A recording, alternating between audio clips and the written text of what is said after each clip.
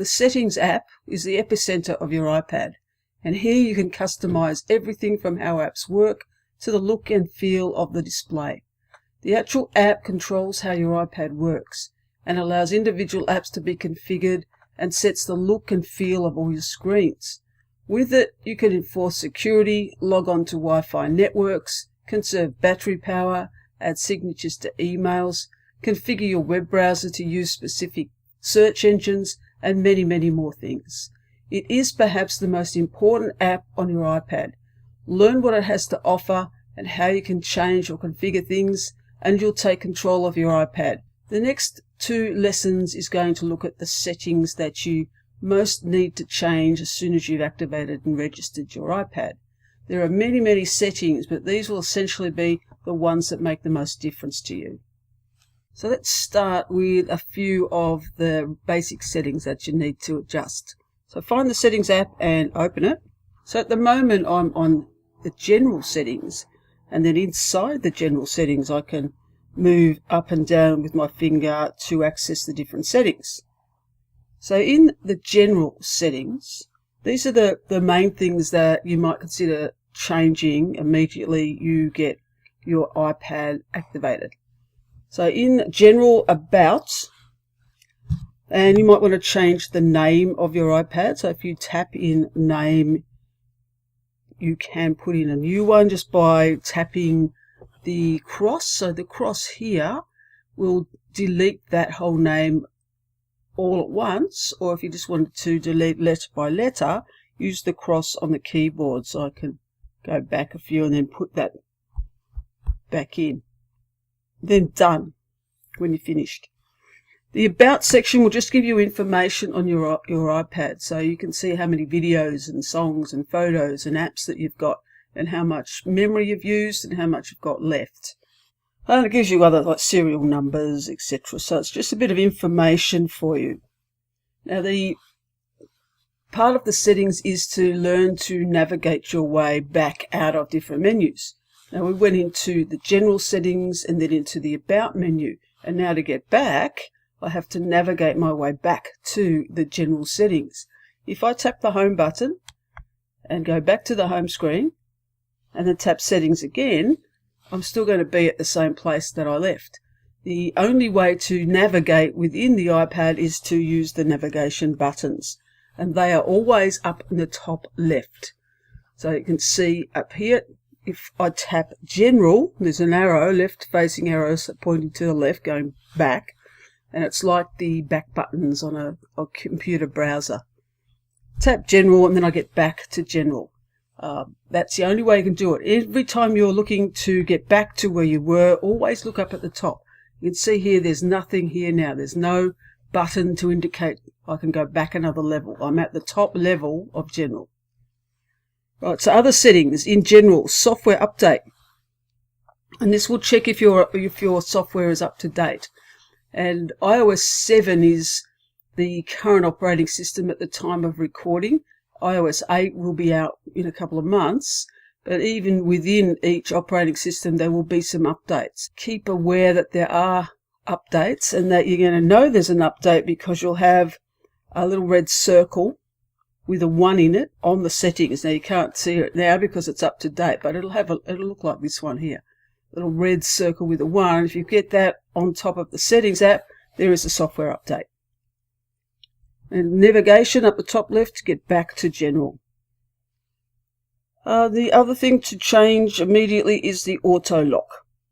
And the auto lock will determine how long your iPad stays awake without any activity. So after 10 minutes of inactivity, it's just going to go to sleep. And it saves you having to touch the sleep wake button yourself. I can tap the sleep wake button and I can put it to sleep immediately and then go back into the lock screen and open it again. But you don't have to do that. With the auto lock, it's saying that after 10 minutes it's just going to go to sleep. Now if you want to change that, because the default is 2 minutes, that's what you're going to get, you tap that menu, and you know there's other menus in the settings because you have this little arrow here which indicates there's a menu, there's a set of options in that if you tap it. So if we're going to auto lock, there are the options that you can change to adjust your auto lock, with never meaning that it's never going to go to sleep and your battery is not going to last you terribly long. Up at the top left, navigate to get back to general, and your selection, if we go back into that, in your list of options, the selection will have a tick next to it. Multitasking gestures. If you want to use the gestures, such as the ones that are indicated there, using 4 fingers to swipe between open apps, swipe up to do the multitasking, pinch to close an app to get you back to the home screen, then you've got to turn them on. And you know something's on because it's got a green background. That switch is on. Lock rotation. Using the side switch. Your side switch is located near your volume buttons, or next to your volume buttons. And the side switch has 2 functions. It's used to lock the rotation of your iPad, so if you want to lock it into portrait or lock it into landscape, and it's also used to mute your iPad. And you have to indicate in the settings under the use side switch too, which one of those functions you want to enable the switch for. At the moment, my lock rotation is ticked. So if I turn off my side switch, it's currently locked. So if I unlock it, and you can see there it's unlocked, every time I move my iPad, it's going to change portrait, landscape, back to portrait, back to landscape, which I find totally annoying. Lock it back into place. And that's what I use the side switch for. There is very little point in using the side switch for mutes, because when you locate the volume buttons, and I can go volume up, so one button is volume up, the other button is volume down, but when you hold, I'll go back up, when you hold down the volume down button, just hold it, it mutes it. So why waste your side switch on mute when you can just hold down the volume down button? Alright, so let's go out of general for the moment, and on the left hand side let's go to wallpapers and brightness. Now one of the other lessons we'll look at how you put new wallpaper in. So this setting is purely for brightness. It comes with auto brightness turned on, and that means it's going to automatically detect the environment that you're in and adjust the brightness accordingly. And it always, to me, it's too dark. I don't like it when the iPad auto detects my brightness. So I turn it off, and then I can, with my switch here, I can adjust the brightness myself. Still on the left hand side, we go down to iTunes and App Store, and there's a couple of settings here that you need to be aware of.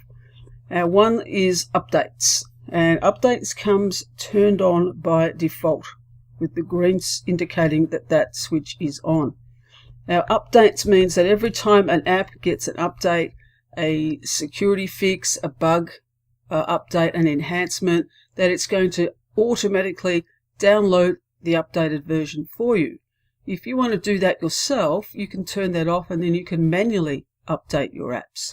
So if I turn that off, then go out of settings, press the home button, and go into the App Store, then on the bottom right is the updates page. So if I tap that, and that tells me what updates are available or which apps have been updated recently, and you can see the dates there.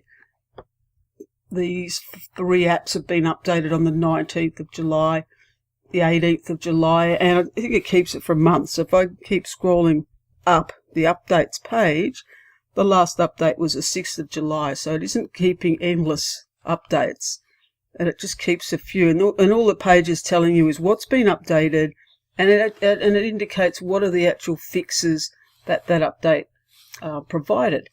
The reason you would turn off automatic updates is so that you can manually make the decision on which apps you want to update, because sometimes the update will turn off a feature, or it might remove something that you don't want to remove, so that you don't want to update that. At the moment, the only app I've got available to update is this one called TripAdvisor. And where it says more, I can tap that to expand that the information, and that's telling me what updates are available for TripAdvisor, what is being added, what's been taken away. And if I'm happy with that, I just have to tap the update button, and that indicates it's being updated. When you go to find the app in your home screen, the blue dots, there's a blue dot there, the blue dot tells you that that app's been updated.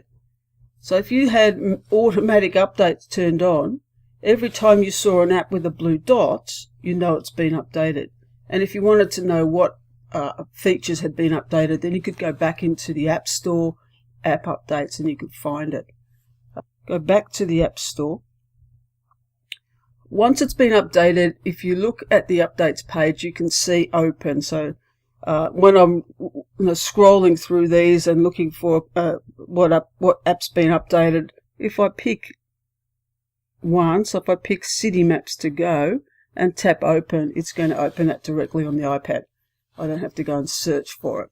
When you have app updates to manual, you'll know you've got updates because on the App Store app there'll be a little red circle with a number in it to indicate how many apps need to be updated.